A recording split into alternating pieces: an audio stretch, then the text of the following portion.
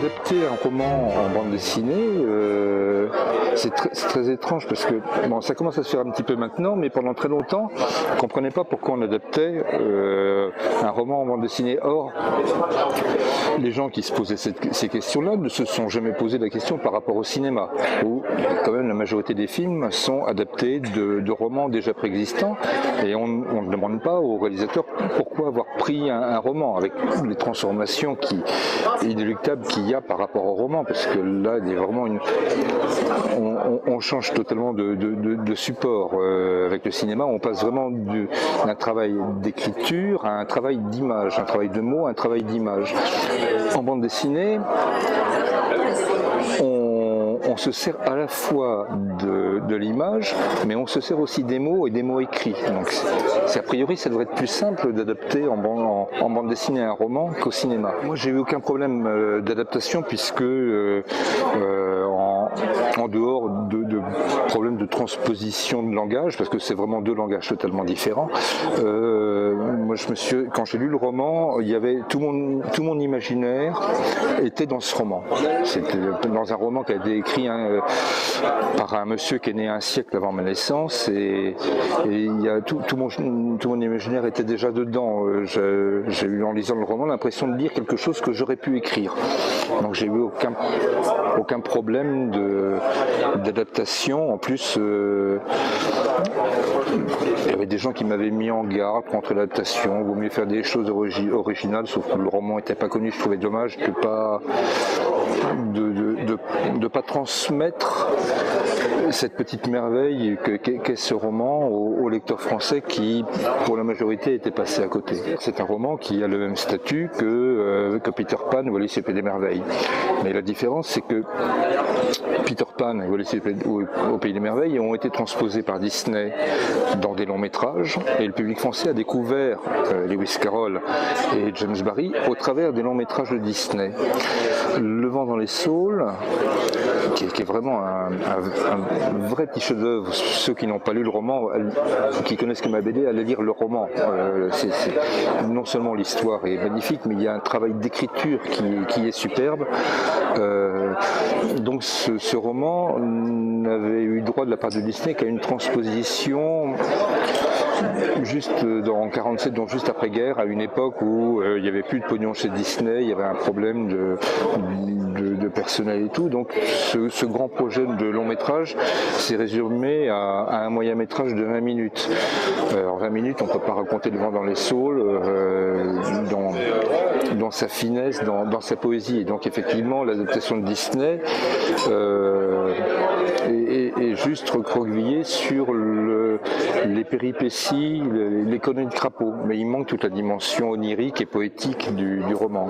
Le côté aventureux des péripéties sont très bien faits. D'ailleurs, moi j'avais vu le dessin animé quand j'étais gamin, c'est comme ça que j'ai été conduit à découvrir le roman en discutant de ce dessin animé avec Johnny Go. Johnny Go m'a dit que c'était adapté d'un roman, il m'a fait lire le roman. Non, il n'y a pas d'étiquette. Pour moi, c'est un roman comme Alice au Pays des Merveilles, comme Peter Pan, comme Le Petit Prince chez nous. Pour moi, c'est pas des romans jeunesse, ce sont des romans. Point. Avec une lecture pour les petits, et un niveau de lecture pour les petits et un autre niveau de lecture pour les plus grands. Je crois que les grandes histoires entre guillemets jeunesse sont des histoires qui s'adressent à la fois aux enfants et aux parents qui lisent l'histoire à leurs enfants. Quand j'ai donc décidé d'adapter ce roman, j'étais confronté à un choix, c'est où je m'adresse aux enfants en utilisant un langage aussi bien graphique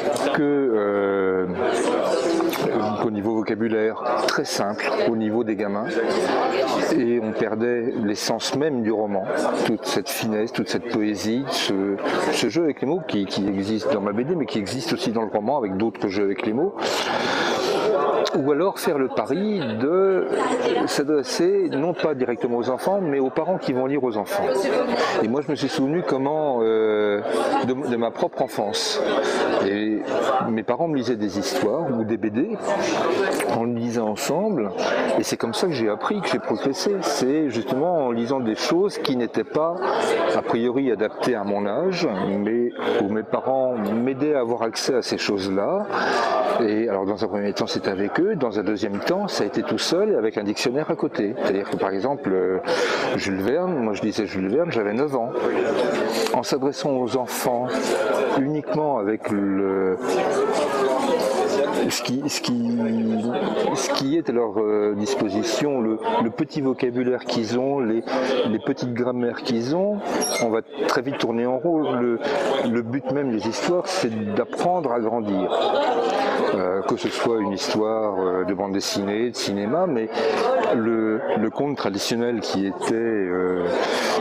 les histoires traditionnelles qui étaient racontées à la veillée sous forme de contes s'adressaient à toutes les classes d'âge, et un des buts du conte dans les veillées était aussi, c'est une dimension initiatique pour les enfants, à la fois dans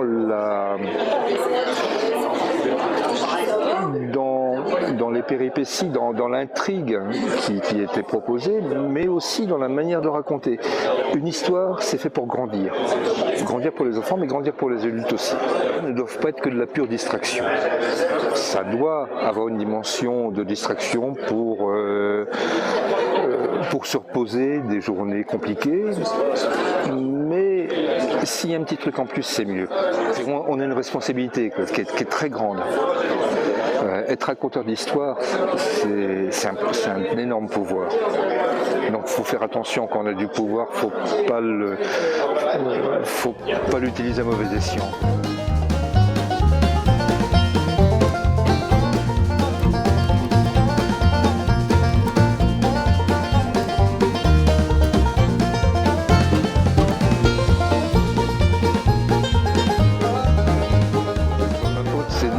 C'est parce que je suis myope depuis tout petit. Je porte des lunettes depuis l'âge de 5 ans.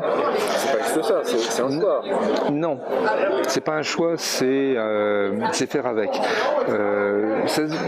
Il y a plusieurs années, on a eu une discussion comme ça avec Patrice Pellerin, qui lui aussi est un grand dessinateur de détail, dans un style totalement différent du mien, mais un grand dessinateur de détail. Et lui aussi est myope depuis tout petit. Et en étant myope depuis tout petit, on apprend à regarder les choses de près. On porte des lunettes depuis l'âge de 5 ans, mais avant, on avait une mauvaise vue sans lunettes. Donc on était obligé de regarder les choses de près pour les voir. Donc en regardant de près, on voit à la fois les détails, mais on voit les matières. Et Patrice, comme moi, non seulement on dessine des détails, mais on dessine des matières. C'est quelque chose qui nous forme. Alors après, il faut... notre travail d'adulte et non pas d'éliminer ces entre guillemets défauts de jeunesse, mais d'en faire quelque chose, que ce ne soit plus des défauts, mais au contraire montrer l'autre versant, utiliser ces défauts de manière positive. Faire des détails qui demandent du temps, mais c'est les organiser pour que ça ne nuise pas à la lisibilité de base de l'histoire qu'on veut raconter. Organiser ces détails, c'est très compliqué. C'est un travail mental. Moi, je me fais mon cinéma dans ma tête. Il faut que je voie les images dans ma tête avant de les dessiner. Voir les images et voir aussi les pages, la composition de la page ou de la double page. Mais là, il y a un gros travail qui est fait par l'inconscient et j'ai pas forcément envie d'aller trop gratter pour garder cette magie-là. On n'invente rien, on regarde, on observe. Pourquoi j'ai voulu faire de la BD? Alors, outre le fait de raconter des histoires, d'avoir justement, au travers du fait de raconter des histoires, d'avoir une existence auprès des autres, les copains de classe et tout, quand on est gamin, et puis après le public, il y a... Ce qui m'a très vite intéressé dans le dessin et dans les histoires, c'est la retranscription du vivant. Et donc les mouvements, les gestes, les expressions, essayer de comprendre comment ça marche, ça m'a très vite passionné. Mon boulot est de faire de manière compliquée des choses qui doivent être lues de manière simple. que j'essaye de faire, mais par contre je ne suis pas convaincu que je le réussisse vraiment. En couleur, je suis à 70% de mes intentions. Alors qu'en dessin, je suis à 90%, 95% de mes intentions. Pour moi, la comédie, c'est la base de tout. Enfin, c'est par la comédie qu'on peut vraiment faire passer des choses terribles. Enfin, voilà, dans ce que je raconte, c'est pas des choses terribles, c'est des choses quand même anecdotiques. Mais quand vous regardez Le Dictateur de Chaplin, ou Les Temps modernes, qui parle de la grande crise économique de 29, il vous parle de choses terribles tout en vous faisant marrer. Et je pense que c'est beaucoup plus efficace pour impressionner les gens que de raconter du drame.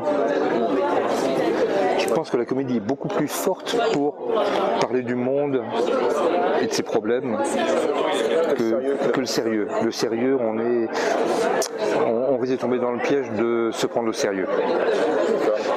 Et puis d'emmerder les autres. Tandis que dans la comédie, comment on distrait les gens, on peut leur dire plus. Si on a le talent, je ne suis pas sûr de l'avoir, mais je pense que néanmoins c'est le meilleur outil pour parler de choses profondes. Ça ne s'est pas du tout passé au moment de la fin du Vent dans les Saules, ça s'est passé au début. C'est-à-dire qu'en adaptant le roman, alors deux choses. D'une part, je partais m'isoler au Maroc, à Essaouira, pour écrire mes albums du Vent dans les Saules. Et en faisant mon choix d'adaptation du roman, il m'est paru évident très rapidement qu'il y a un chapitre que je n'allais pas traiter dans mon adaptation du roman parce qu'il venait trop faire une parenthèse dans l'histoire. C'est donc le chapitre de la rencontre du rat avec le rat marin, qui dans le roman se situe en plein milieu de l'évasion de Crapaud de sa prison. Moi je trouvais que ça venait un peu comme un cheveu sous la soupe, ça venait casser un des rares moments d'action véritable qu'il y avait dans le roman. Donc dès le début, j'ai choisi d'éjecter ce chapitre de mon adaptation. Par contre, dès le début, je me suis dit que ça pourrait faire un bon point de départ pour une suite sur le voyage. Et écrivant mon adaptation des Saules à Essaouira, j'ai regardé autour de moi et je me suis dit mais cet univers est tellement différent de l'univers cocon du nord-ouest de l'Europe dont sont issus ces personnages, que ça peut être rigolo de les mettre dans ce contexte-là. Parce que le premier abord, c'est très différent. Mais si on regarde bien, c'est pas si différent que ça. C'est qu'une couche qui est très différente. Mais en dessous, c'est la même chose. J'avais envie de parler de ça. En plus, j'ai eu une vision que c'est la couverture du tome 3 des Sables, c'est de Crapaud avec un chèche, avec un fez, une ombrelle rose sur un dromadaire, et j'ai trouvé ça tellement ridicule que je me suis dit c'est tellement ridicule qu'il faut faire une histoire ne serait-ce que pour le dessiner comme ça. Mon humour, ma manière de travailler, c'est des petites touches, c'est des détails. L'élaboration du Vent dans les Sables, ça a été des petites notes prises pendant des années et des années. Alors des fois c'est simplement des bouts de dialogue. C'est des petits délires, des petits bouts de dialogue, des petits échanges, des petites réflexions, des choses que je vois en voyageant. Et je note tout ça sur des carnets, et quand il a fallu faire le premier tome du Vent dans les Sables, et de faire le chemin de fer, faire le fil rouge sur tout le cycle, j'ai repris toutes mes notes et c'est un peu comme si j'étais face à un puzzle avec des pièces. Et il a fallu chercher comment les agencer. Et à un moment donné, il y avait un truc qui ne fonctionnait pas parce qu'il me manquait une pièce. Et j'ai fini par trouver la pièce manquante, et là, l'image tout d'un coup est apparue et il y avait le récit en entier qui était là.